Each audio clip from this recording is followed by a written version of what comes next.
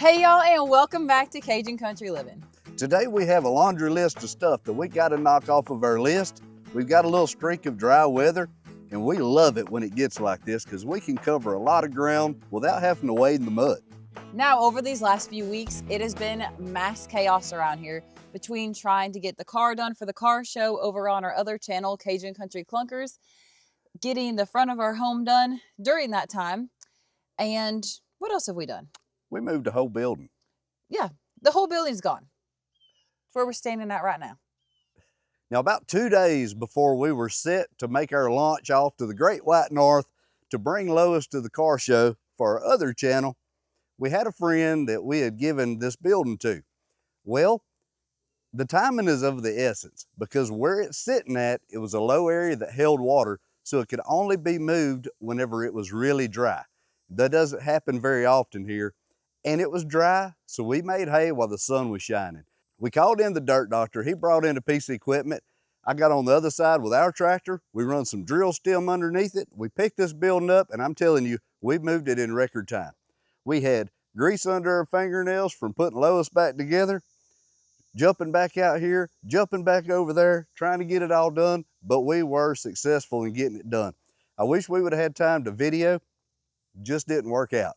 But while it's dry, we got to get out here. We got to get all this straightened up because if this gets wet and muddy again, it's going to be a long time before we can get this prettied up and dressed up where the grass can grow over it and it can look nice and pretty like the rest of the place. Our container shop has been a lifesaver when it comes to a dry place to work, but we still don't have the roof on it, which means that we spent a lot of time cleaning this slab off. And let me tell you all this, Wild Badger Power Backpack Blower was a lifesaver. It's lightweight at just 17 pounds and the straps are padded, so even after working all day out here to get it cleaned up, it's still comfortable. With a 43cc engine pushing air speeds up to 152 miles an hour, it clears everything from wet leaves, dirt, even gravel fast. And I like that the handle adjusts so you're not fighting the wrist strain.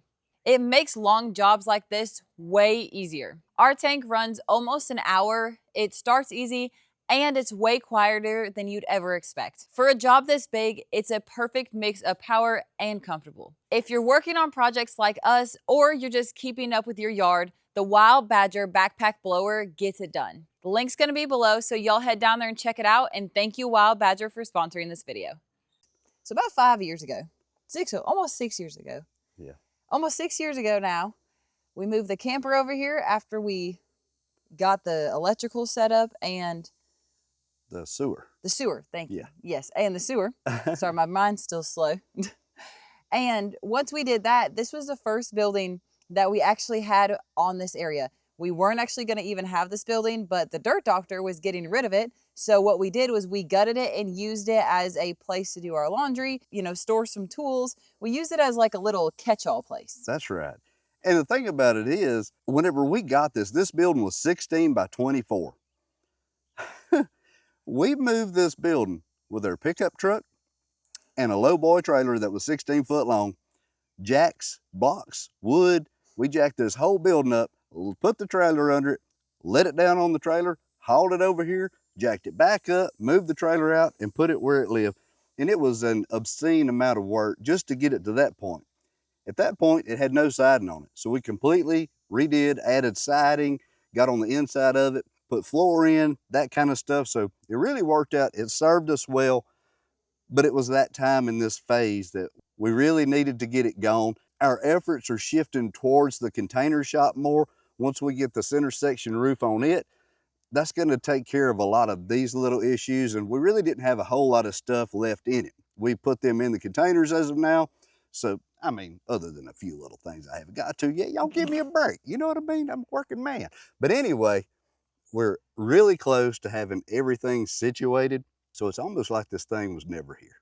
I know y'all are going to say, I cannot believe y'all did not keep that building and use it for something, but really the bones of it were in exquisite shape, and we honestly just don't want to put anything else up on piers. We want to build everything on concrete, which I guess we technically could have set it down, but then we would have been gutting it again and starting over, and the people that we gave it to were really in a bind and needed it, so we were happy to help, and they wanted to come pick it up, so even better. Winner, winner.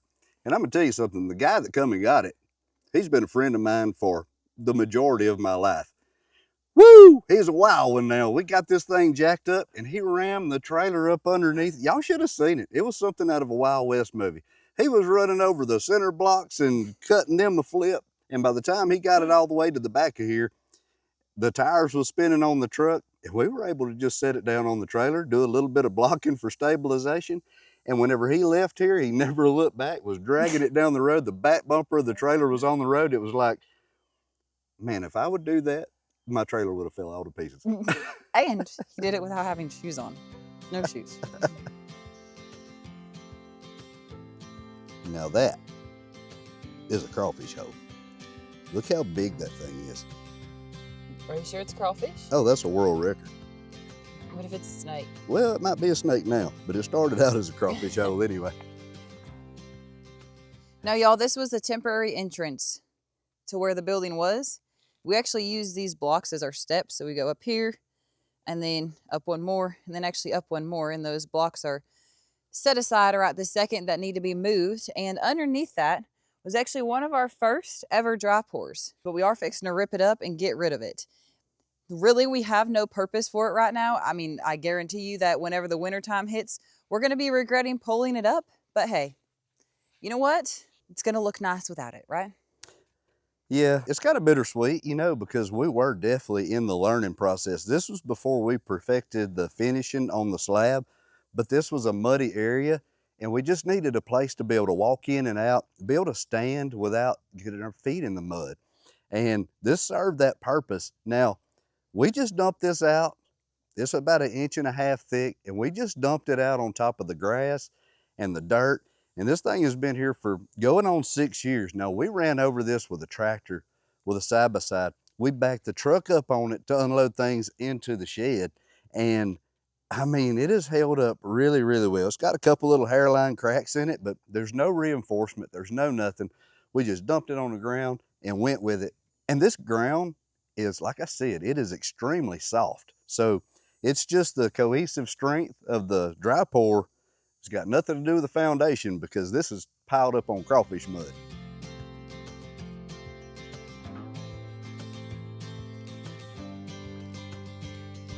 Sorry, y'all, we got to take your little PlayStation. Okay, Jim Wayne, I saw a video the other day and somebody took their cat and they were like, cats love to have their arms stretched. Like if you, look, if you stretch their arms up, it's like relaxing for them. So they just relax completely. Okay, that's Bailey. Y'all, they're getting so big. That's our boy. And here's our little Pearl. Just look. Pearl. I'm not gonna, I know. Look at this thing. Oh, I know. Oh, she got my Band-Aid. Okay. So this is Pearl. Pearl, she's getting big too. She really just don't like a lot of people. You know what I mean? She likes you. And the runt of the group.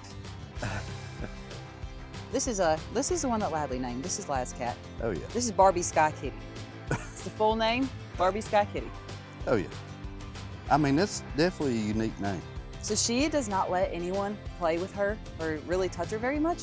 I just kind of had to catch her to get her. But unless it's Lad's. The other day, she fell asleep in Lad's lap and she had a rock, like Lad was using this rock as a brush, and she seriously just fell asleep in her lap. I can't believe she's being this calm now. I know. When we got all 3 of these cats, they were born cats, and whoo, they was not very friendly. But they got that way pretty quick. But she is usually not too friendly. I mean, other than to Ladley. But Pearl, oh Pearl, she loves her some Jimbo.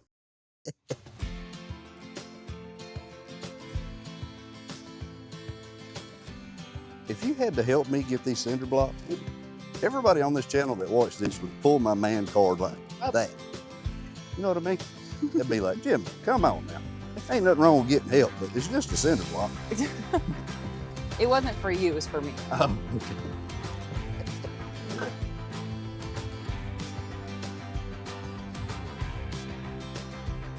One down.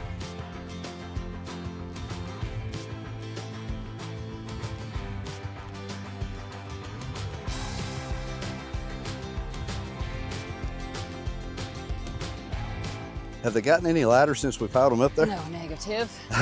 Those feel so much heavier than those other ones.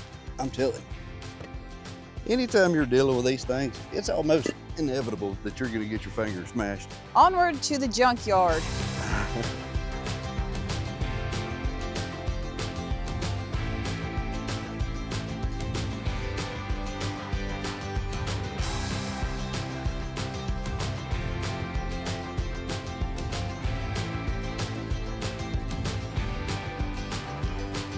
Which one's first? I think these flat ones. Okay. I believe if we just stacked them up on top of those other ones, be good enough out of the way.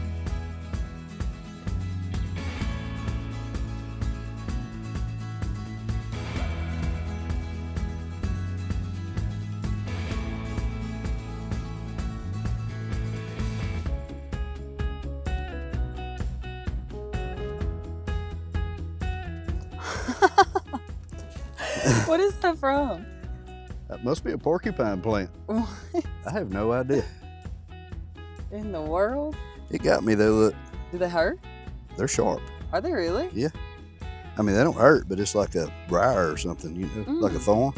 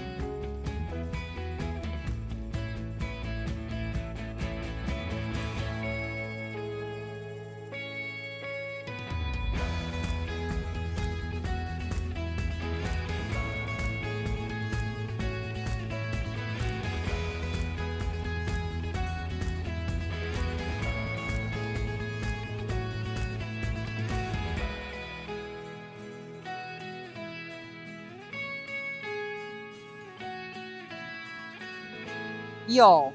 Oh. This was underneath there. Y'all, truth be told, it is a little bit bittersweet to watch this dry pour project be tore up. This is actually the dry pour that we did, I believe, first or second. It was right around the same time as whenever we did the dry pour that we did for the slab for the chicken coop. And since then, we have ripped that one up as well. But I will tell y'all, it is a little bit bittersweet to see it go. But that does not mean that we do not have plans to do more in the future. We actually have a lot of dry pour projects around here that we have got to get to. But while Jim's gone down there doing that, I just wanted to take a second and thank everybody who came out to the car show. If y'all don't watch our other channel called Cajun Country Clunkers, we actually fixed up a car in less than 50 days for a car show up in Springfield, Illinois. We got invited up there to do a meet and greet event, and it was such a blast, y'all. And we will definitely be going back next year. Now, it's not just a car show. They have a lot of vendors. They have fantastic fair style food, which is amazing. And the best pizza place, of course, is located right downtown, right where the car show goes through, which is La Piazza. So everybody who came out, we just again want to say thank you. We honestly are so humbled by how many people wanted to come out in so many different places from Ohio, Alabama, Mississippi, up in Northern Illinois, Indiana. We even had some people from California and Michigan, and y'all, it just means so much that y'all came out and spent your day with us. Now, that being said, if you did miss us at that car show, we are going to be doing more of those events, and we'll keep y'all updated on our other channel, and I'll try to keep y'all updated on here as well. But I will tell y'all that next year is going to be the 100th year of that Route 66 car show. I'll put the details here on the screen because they already announced the dates for that, and we will be attending. So make sure to mark your calendars September 25th through the 27th of 2026 and meet us there, and y'all are not going to be disappointed. This year they had over 1,200 cars, and it was just amazing to see how many different styles there are and how many different things people did. And not only that, but like I said, there's different vendors, there's different things going on, and Springfield does have a lot to offer. So we hope to see y'all there, and I hear Jim's back, so now to get back on it.